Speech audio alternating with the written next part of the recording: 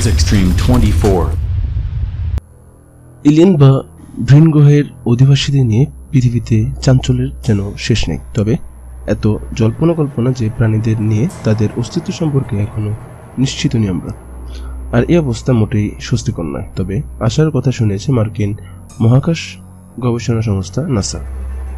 বহুদিন ধরে মানুষ অপেক্ষা করছে ভিন গ্রহের কোনো প্রাণী আছে কিনা তা জানার জন্য, আর এই প্রতীক্ষার অবসান হবে আগামী 20 বছরের মধ্যে, এমনটাই জানালেন নাসার সিনিয়র এক গবেষক। বহুদিন অনুসন্ধানেও মহাকাশে কোনো গ্রহে মানুষের মতো প্রাণী এখনও সন্ধান পাওয়া যায়নি।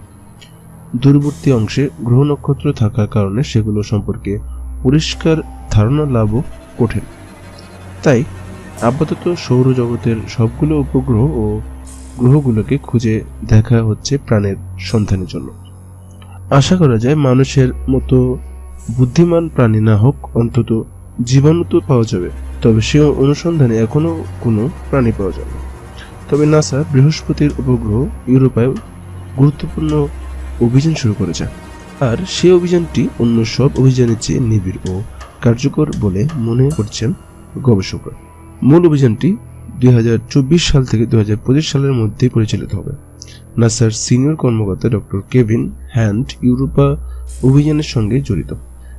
তিনি জানান, উপগ্রহটিতে কোনো প্রাণী রয়েছে কিনা তা জানা যাবে এই অভিযানে প্রাথমিকভাবে ইউরোপার ভূপৃষ্ঠে অনুসন্ধান চালানো হবে।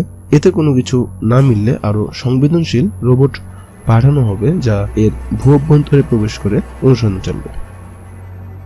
এরকম আরো নতুন নতুন ভিডিও পেতে চ্যানেলটি সাবস্ক্রাইব করতে ভুলবেন না এবং অবশ্যই ভিডিওটি লাইক এবং শেয়ার করবেন। ধন্যবাদ।